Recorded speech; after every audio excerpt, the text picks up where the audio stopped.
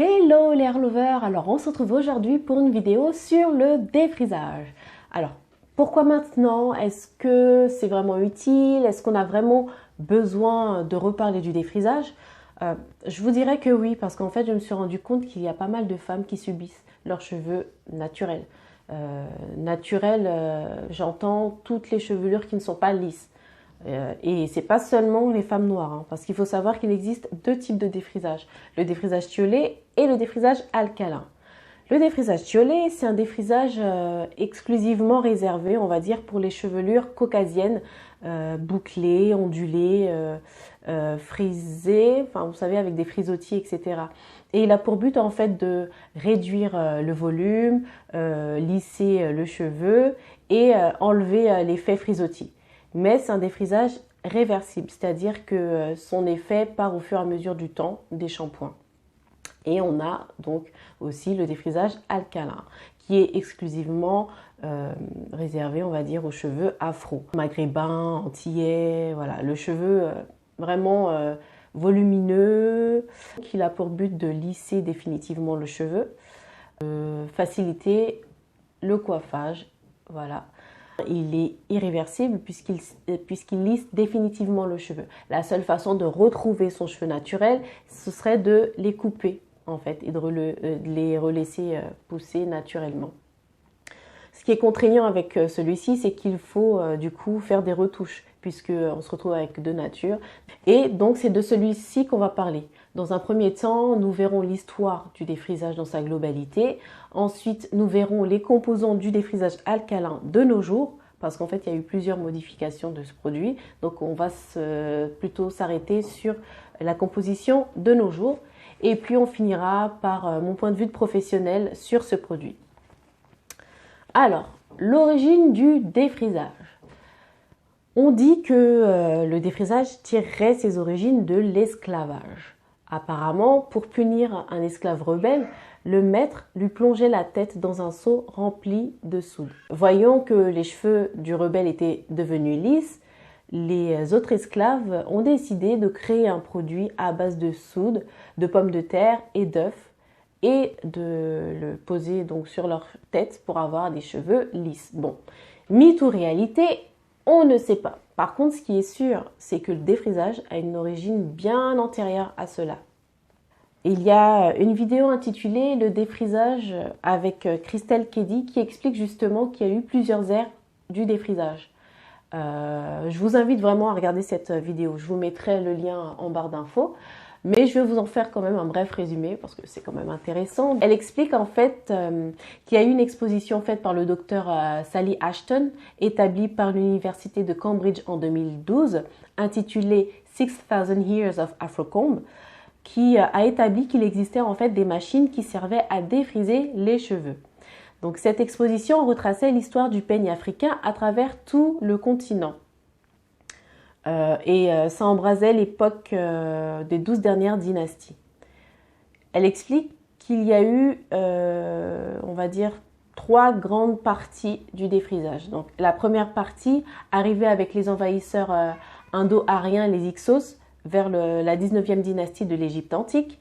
La deuxième partie avec la christianisation, avec toute l'iconographie du cheveu lisse sur les côtes africaines. Et la troisième partie vers le 18e, 19e siècle, avec l'esclavage, on va dire. Et d'ailleurs, depuis 2011, l'UNESCO a considéré que le défrisage est une conséquence directe de l'esclavage. Alors, qu'est-ce qu'on apprend? Qu'est-ce qu'on doit retenir? En gros, que le processus du défrisage a commencé à partir de l'Égypte antique en Afrique du Nord et ne s'est pas interrompu jusque-là. Mais avec la médiatisation et la commercialisation de masse venue des États-Unis, l'Afrique a repris en fait les pratiques du défrisage. Selon les différents temps de l'histoire, il y a eu une connotation différente.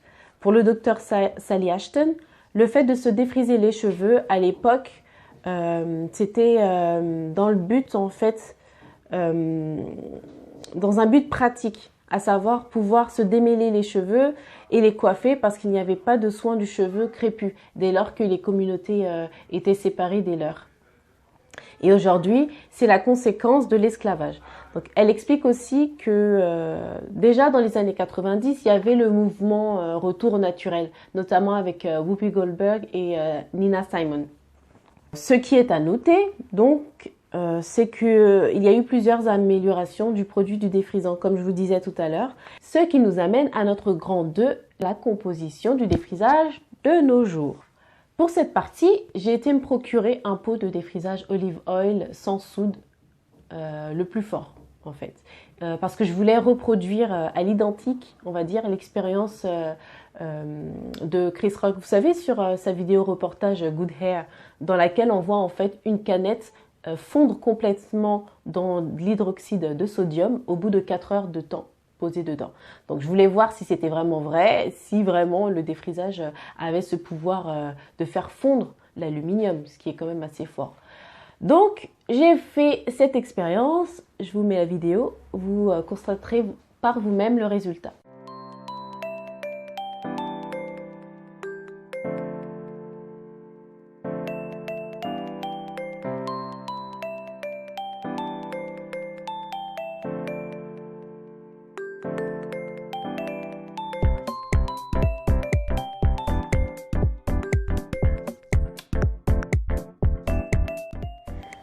Constatation, la canette n'a pas fondu même si je l'ai laissée toute la journée dans le pot de défrisage. Donc ça nous montre que certes, elle est un peu abîmée à cause de la corrosion, mais c'est au bout d'une journée entière plongée dans le produit. Alors que le défrisage de base, on ne laisse pas plus de 15 minutes. Pour en revenir à nos moutons, voici les composants du défrisant de ce jour. Au revoir mon bébé. Alors, le pétrolatum. C'est un composant naturel dérivé du pétrole qu'on retrouve souvent dans nos soins cosmétiques pour retenir l'hydratation parce qu'il crée une barrière très épaisse à la surface du cheveu. À la surface du cheveu ou de la peau. Hein. Parce qu'il y en a aussi dans des produits de soins corporels. Et dans le produit capillaire, c'est un émollient censé assouplir, apporter de la brillance et du volume. Seul bémol, il est très occlusif, c'est-à-dire qu'il ne laisse rien pénétrer. Et comme c'est un gainage super épais, vraiment l'hydratation ne s'échappe pas. La seule façon d'enlever ce gainage, c'est avec un shampoing clarifiant qui est fourni dans la boîte du défrisant. Et en fait, connaître les effets du pétrolatum sur les cheveux ou sur la peau vous permettra de savoir comment l'utiliser et si vous souhaitez garder un produit en contenant, vous serez libre de le faire pour le coup. Ensuite, le Paraffinum liquidium. C'est une huile dérivée du pétrole qui stagne en surface sans pénétrer.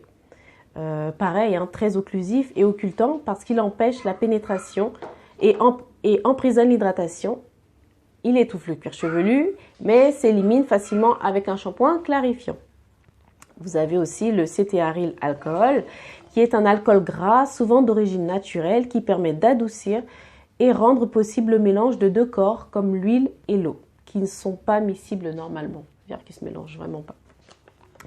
Ensuite, vous avez l'hydroxyde de calcium. Donc, en fait, il remplace l'hydroxyde de sodium du reportage de Chris Rock. On l'utilise pour l'obtention des pH basiques, parce qu'il maintient l'alcalinité d'un produit, c'est-à-dire qu'il enlève l'acidité. Il est irritant, corrosif pour la peau et les muqueuses. Il peut causer les irritations et surtout des atteintes oculaires graves en cas de projection et ou contact. Il présente une toxicologie vis-à-vis de certains organes du corps dépourvus de régulation chimique propre. Il est susceptible d'actions à long terme telles que la lente fragilisation des dents, parce qu'on s'en sert aussi en chirurgie dentaire en fait. Et il y a aussi le propylène glycol, qui est un excitant moléculaire, un solvant nocif à forte dose mais pas cancérigène. Solvant couramment utilisé dans les gels douche, certains médicaments ou encore les produits alimentaires. Et pour finir, il y a la guanidine, qui est un agent chaotropique qui déstabilise les interactions faibles impliquées dans la structure spatiale des protéines, utilisée pour dénaturer les protéines. Dans le défrisage, par exemple, il casse les protéines des cheveux pour leur donner cette forme lisse. Donc voilà pour la composition du défrisage. Ce qu'il faut en retenir, c'est qu'en effet, il y a des ingrédients à manier avec beaucoup de précaution. Mais ce que je voulais ajouter, c'est que de base, en fait, le cheveu, c'est une matière morte. C'est-à-dire qu'il ne se régénère pas, il ne se répare pas.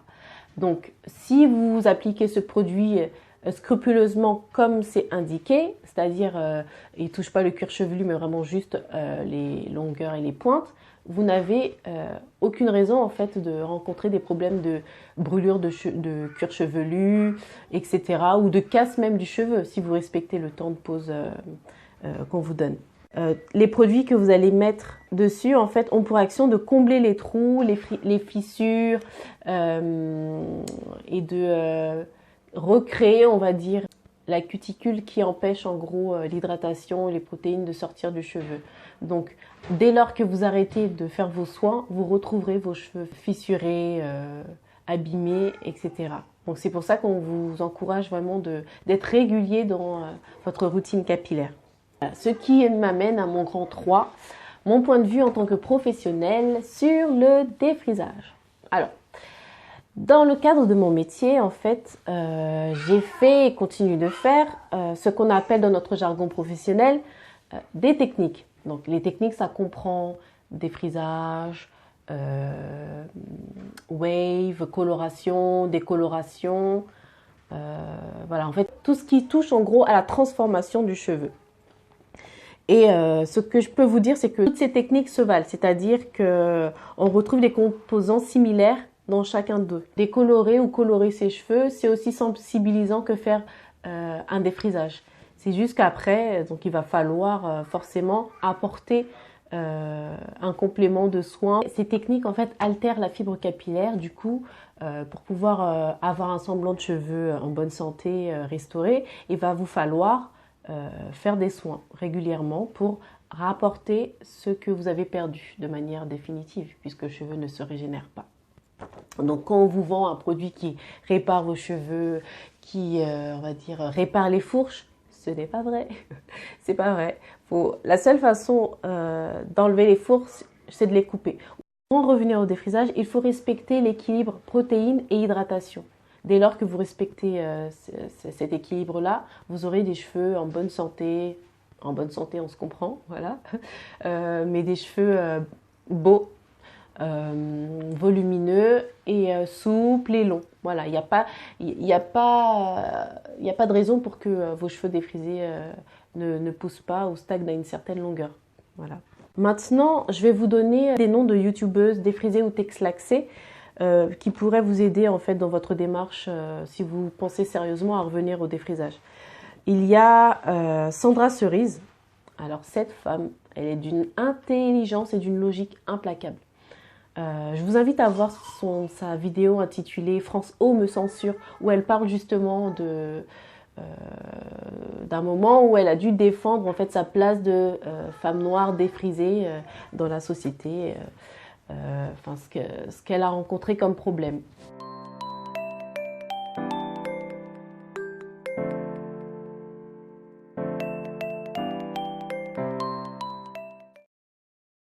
Vous avez aussi Kristen Tibbs, qui elle a la masse, la longueur, vraiment des beaux cheveux défrisés.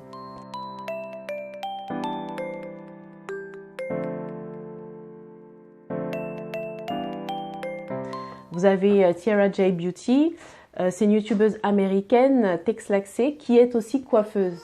Et elle aussi, j'aime beaucoup la suivre parce que elle est franche en fait dans ce qu'elle montre, dans ce qu'elle dit. Il n'y a pas de, on va dire, elle ne cache pas certaines informations, elle dit vraiment tout. Et comme en plus, elle a la technique, puisqu'elle est professionnelle dans le domaine, on voit vraiment qu'elle sait de quoi elle parle en fait. Voilà.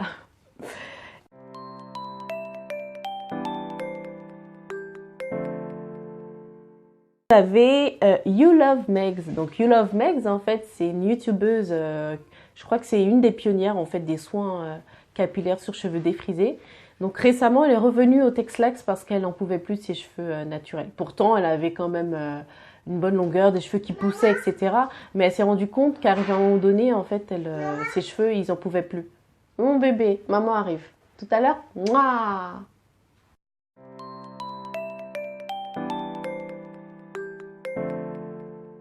Pour conclure, donc certains peut-être s'attendaient à ce que je leur donne un avis tranché, oui ou non, il faut se défriser les cheveux. Je vous dirais que c'est pas mon rôle. C'est pas mon rôle. Mon rôle à moi, c'est de vous donner les outils qui vous permettront de choisir si oui ou non vous voulez les défriser ou pas. Par exemple, j'ai des clientes à qui je conseille de retourner au défrisage, comme je vois à quel point elles galèrent en fait avec leurs cheveux naturels. À quel point c'est une souffrance. Oui, mon bébé. À quel point c'est une souffrance. Du coup, je leur dis, bah, franchement, arrêtez de vous faire du mal, arrêtez de souffrir, revenez au défrisage. C'est juste qu'après, il va falloir avoir les bons gestes pour maintenir des cheveux en relativement bonne santé. Mais avoue que je ne connais pas, en fait, je ne connais pas votre chevelure, je ne connais pas ce que vous endurez. Je ne peux pas vous dire oui ou non de passer, mais maintenant je pense que c'est un peu plus clair pour vous. Vous saurez décider si vous voulez revenir au naturel ou pas.